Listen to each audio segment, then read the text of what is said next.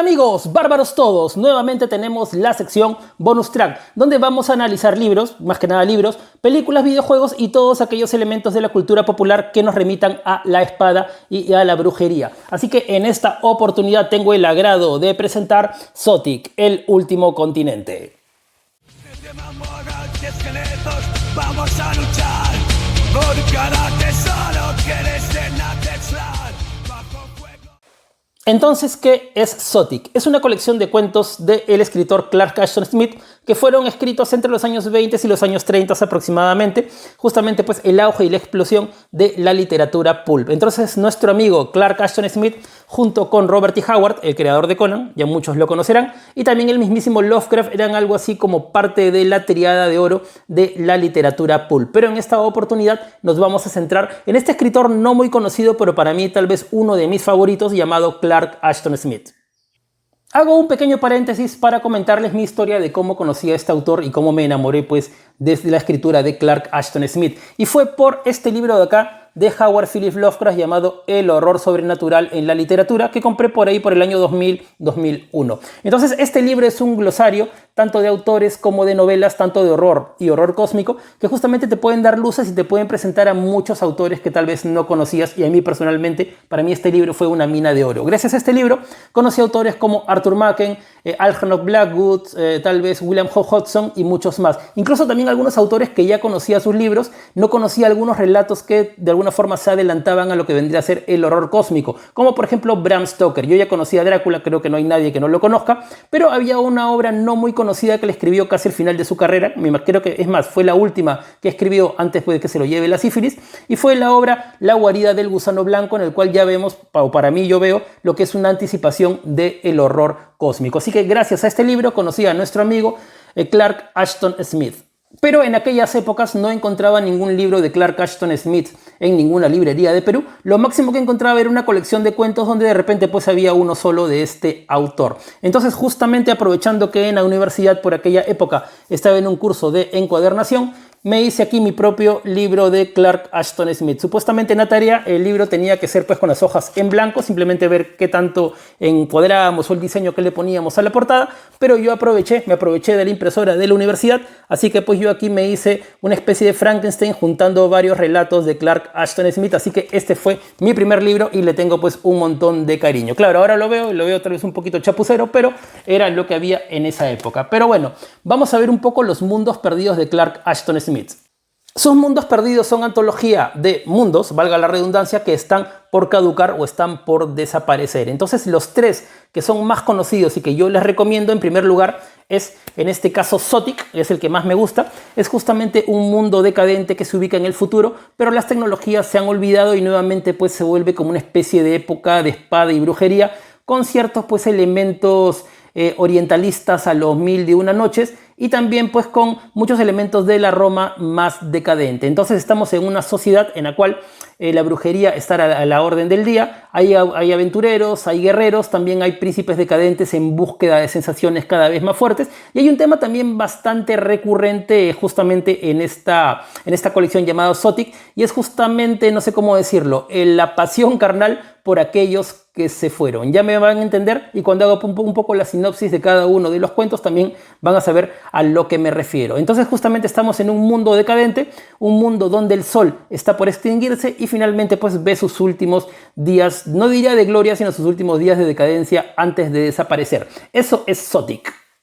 El segundo mundo perdido de Clark Ashton Smith es Poseidonis, y específicamente su capital, Atlantis. Entonces estamos también ante una sociedad que justamente pues se maneja en base al poder y en base a la magia, solo que no está en un estado de decadencia pues como el caso de Zotic. Pero este mundo también está por caducar, porque pues según las tradiciones o según los oráculos está a punto de ser engullido por las olas del mar, como efectivamente después fue según las tradiciones platónicas. El mundo perdido es Hiperbórea. Acá todos los mundos perdidos parecen sacados o recortados con la misma tijera. Hay bastantes cosas aquí parecidas, solo que Zotic es un poquito más escabrosa, ya lo vamos a ver. Pero en el caso de Hiperbórea, si yo hiciera pues un ranking, este tal vez sería mi segundo favorito después de Zotic. Y en el caso de Hiperbórea, pues justamente este mundo está a punto de finiquitarse, porque pues los grandes hielos están a punto de borrar a este país. Pero en uno de los relatos se nos dice que tal vez no es el hielo, sino es algo mucho peor y más sobrenatural, lo que va pues marcar el fin de Hiperbórea.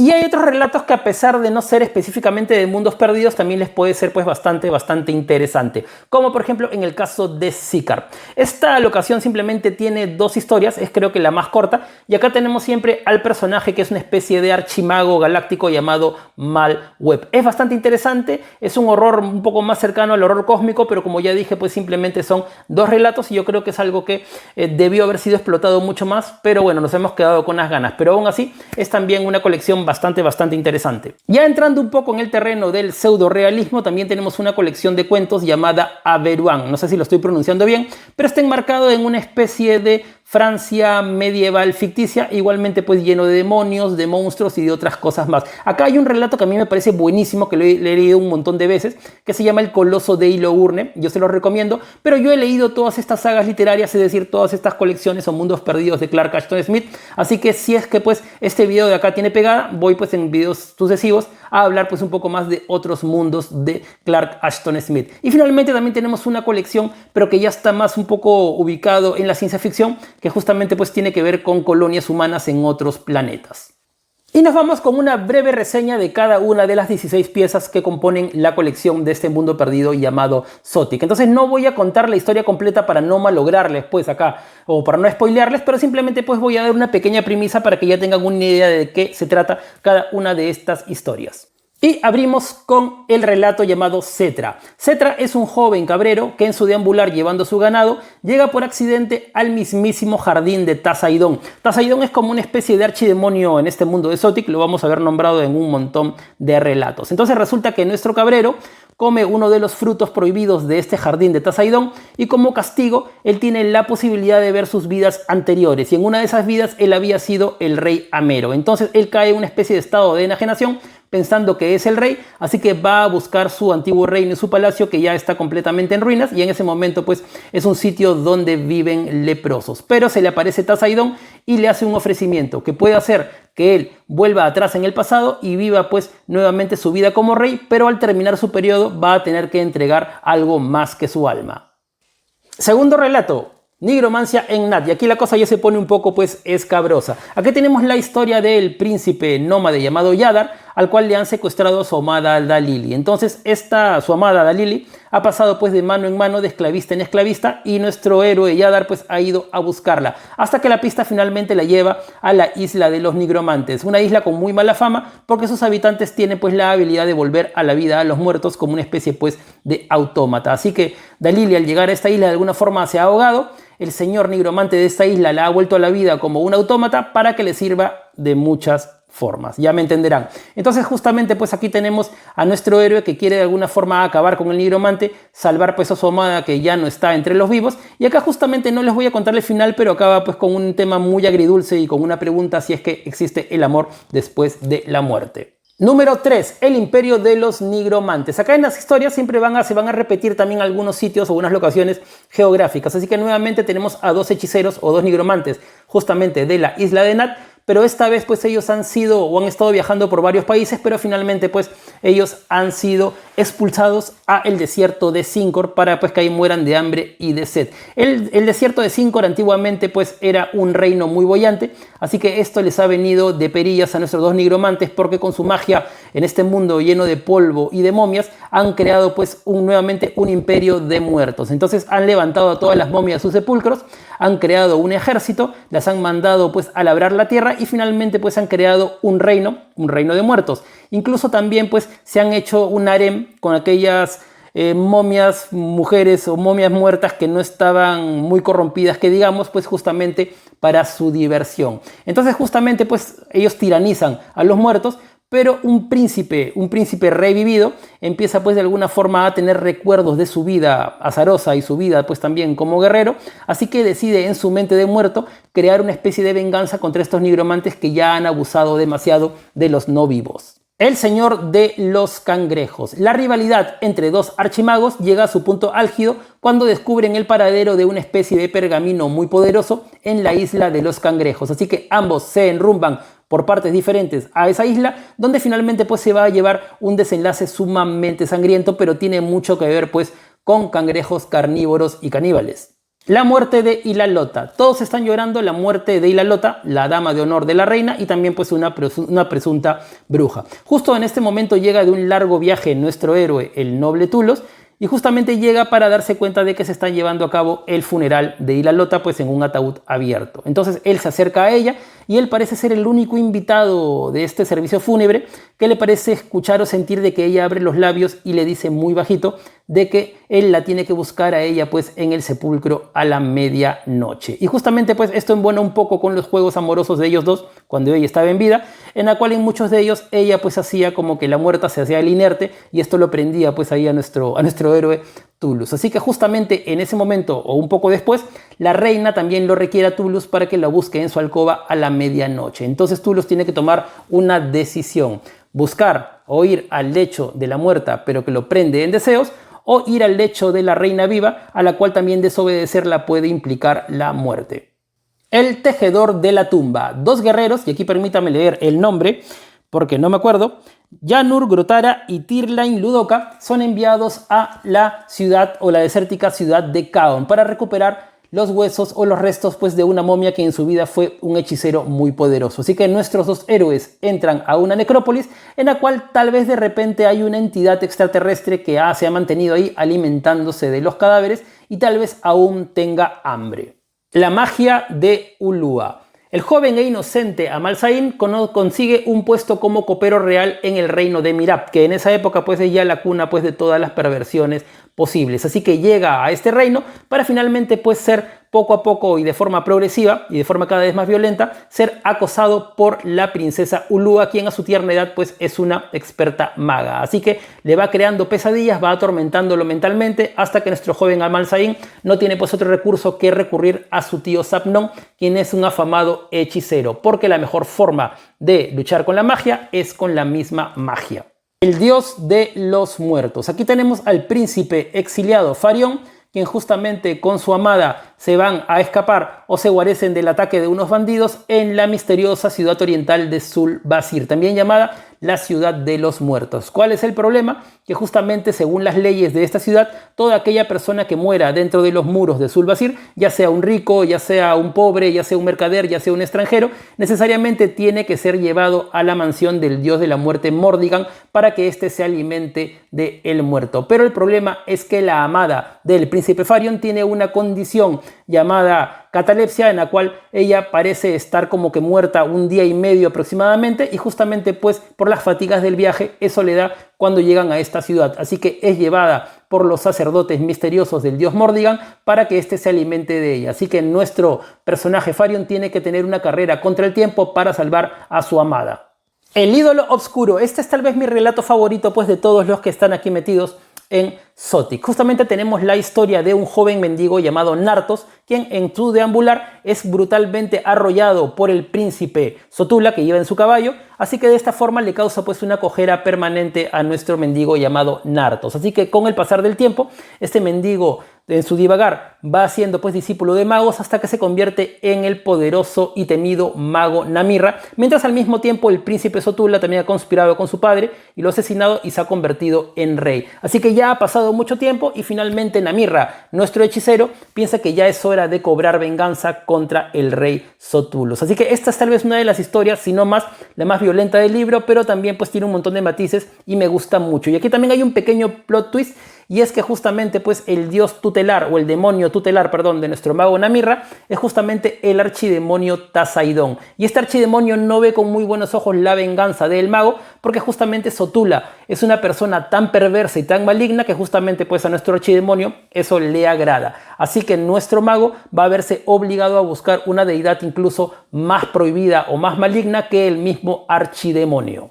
Mortila. Esta es a mi parecer tal vez el relato más flojo y el que menos me gusta. Incluso tú lo podrías sacar de este mundo de Zotic y lo podrías pues enmarcar en una novela, no sé, de Charles Dickens o otro autor, e incluso pues encajaría bien. Pero bueno, aquí tenemos la historia de un joven decadente que ya le perdió pues un poco el gusto a los placeres y a las crueldades más refinadas. Así que pues piensa quitarse la vida porque ya nada le atrae. Pero una noche, mientras está caminando por el cementerio, conoce a una misteriosa mujer que se presenta como una lamia, o es decir, como una especie de demonio femenino. Así que él nunca se acerca a ella, siempre tienen una conversación que se repite noche noche tras noche, pero de lejos, pero finalmente tal vez, y para dolor de nuestro joven diletante, tal vez este personaje o la naturaleza de esta mujer sea más terrenal de lo que él piensa.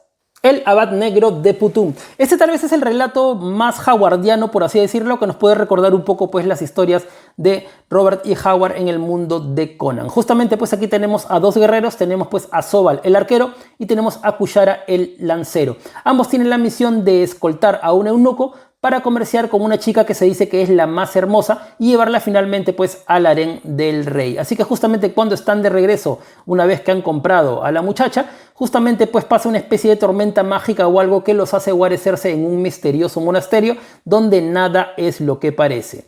El fruto de la tumba. Este relato es muy parecido a uno que ya hablé hace un momento, que es el tejedor de la tumba, pero en este caso, en el fruto de la tumba, tenemos a dos mercaderes que justamente tras escapar de un ataque de unos seres bestiales del desierto, se esconden en una ciudad o los que queda de las ruinas de una ciudad, pero solo para recordar de que esa ciudad tenía mala fama porque se decía que la habitaba un hechicero que había traído del espacio exterior a una especie de criatura para apresarla, una criatura pues muy Lovecraftiana. Así que ellos entran a esa ciudad para guarecerse, solo para descubrir de que tal vez esta criatura no está tan muerta como parece. El último jeroglífico. Aquí tenemos la historia de Nushaim, el astrólogo, justamente alguien que se precia pues de poder desvelar los velos del destino, así como también pues por maldecir siempre a los dioses. Pero los dioses también le tienen algo reservado, porque según su horóscopo, que de un momento a otro cambió, algo así de la noche a la mañana, descubre que él va a ser enviado en un viaje muy largo en el cual se le van a mandar a 3 especies de guardianes del portal, así que finalmente va a tener pues un viaje místico que va a tener un fin que va a marcar el fin de su vida, y probablemente este fin de su vida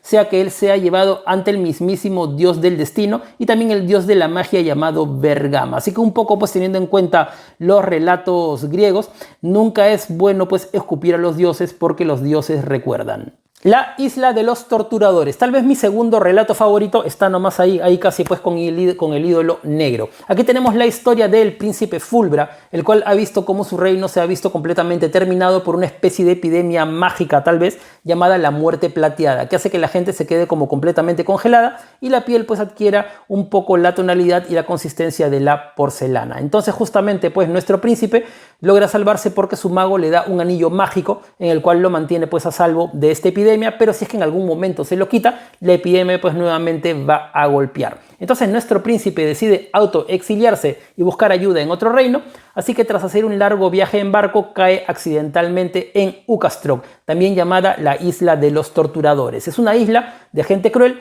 en la cual la tortura es casi pues un deporte nacional. Así que nuestro héroe finalmente cae presa de estos degenerados, así que tras muchos días de diferentes torturas, tal vez nuestro príncipe tenga la clave para ser el último que ría en esta historia. El jardín de Adonfa. Adonfa es un rey que tiene un jardín muy particular, es un jardín que no lo ha visto nadie, simplemente él y su mago ayudante llamado Dorulas, en el cual este jardín tiene la característica de que se ha injertado en varias de las plantas parte de cuerpo de personas, básicamente de aquellas personas de la corte que o bien no le convenía mucho que estuvieran con vida o personas que simplemente pues ya le aburrieron. Así que con magia, gracias a la ayuda de su mago, ha podido pues crear o ha podido injertar estas partes de cuerpo en plantas y estas partes aún parecen tener vida. Así que aquí déjenme leer pues una pequeña parte. Así eran preservados los recuerdos cuidadosamente escogidos de una multitud de personas que habían provocado el disgusto o el aburrimiento del rey o de Duerulas. Sobre los troncos de palmeras, bajo el follaje plumoso, colgaban en racimos las cabezas de los eunucos, como enormes dátiles oscuros. Una desnuda enredadera sin hojas tenía por flor las orejas de soldados castigados.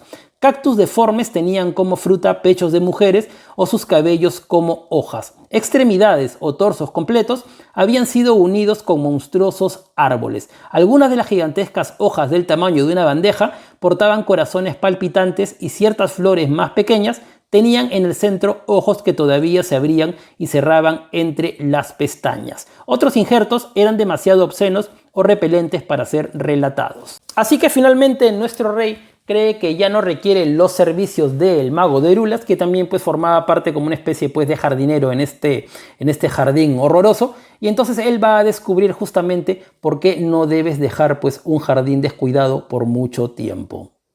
El viaje del rey Euborán. Este cuento tiene ya pues más una tonalidad un poquito pues más humorística. En este caso tenemos al rey Euborán, un rey bastante cruel que goza justamente todas las mañanas de traer pues a aquellos acusados de vagancia o de otros temas no muy importantes, o bien a ser ejecutados o a bien ser torturados. Así que justamente pues cae un misterioso saltimbanqui, así que nuestro rey lo pone en el potro de tortura, lo empieza a estirar, pero esta especie de saltimbanqui parece estirarse también de forma pues indefinida y se ríe en la cara del rey de sus torturas. Así que finalmente se escapa y le vaticina al rey que él en algún momento va a perder la corona y que después la va a recuperar y va también a reinar en una isla misteriosa. Así que justamente pues el centro de poder o el signo de poder de este rey era una corona con una ave muy difícil de encontrar que estaba disecada. Entonces esta ave disecada de alguna forma cobra vida, empieza a aletear y se va con corona y todo. Así que nuestro rey pierde pues finalmente también la semblanza del poder de su reino y parte pues en un viaje un poquito pues parecido a la Odisea en diferentes islas con varias embarcaciones para recuperar la corona. Pero van a pasar cosas en el camino, varias embarcaciones se van a ir perdiendo, va a ir perdiendo sus soldados y la gente que lo acompañaba hasta él finalmente quedar solo en el viaje. Así que finalmente sí se va a cumplir la profecía, él se va a poner una corona, va a reinar, pero de repente no como él esperaba. Entonces con esto ya se dan una idea del universo narrativo de Clark Ashton Smith, especialmente pues aquí justamente pues en Sothic. Aquí hay bastantes elementos orientalistas, bastante pues de las 1001 noches. Es más, también digo como dato, hay una novela gótica sumamente que rescata pues mucho este tema oriental llamada Vathek de William Bedford, y justamente pues Clark Ashton Smith también hizo una especie de continuación no oficial de las aventuras pues del califa Vathek en el inframundo. Pero con esto más o menos ya tienen un pantallazo de un poco cómo son pues las obras aquí de Clark Ashton Smith, un poco cuál es su cariz. A mí personalmente me gusta mucho, yo he leído esta colección, ahora para hacer el video me fui por la cuarta o la quinta leída más o menos, y para mí me parece que es algo sumamente pues que vale la pena leerlo.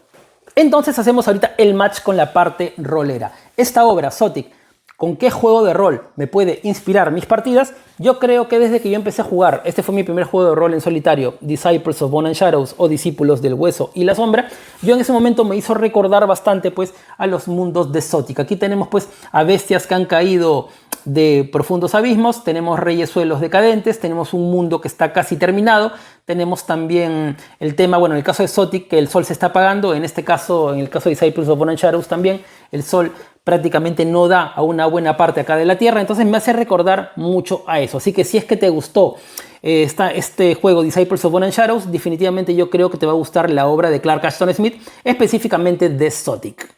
Así que esto es todo en esta oportunidad. Si es que quieres que hable de otros ciclos literarios de Clark Ashton Smith o de otro autor, simplemente puedes dejarlo en la caja de comentarios. Así que yo me despido, mis amigos bárbaros. Nos vemos en la próxima aventura narrativa. ¡Hasta la vista!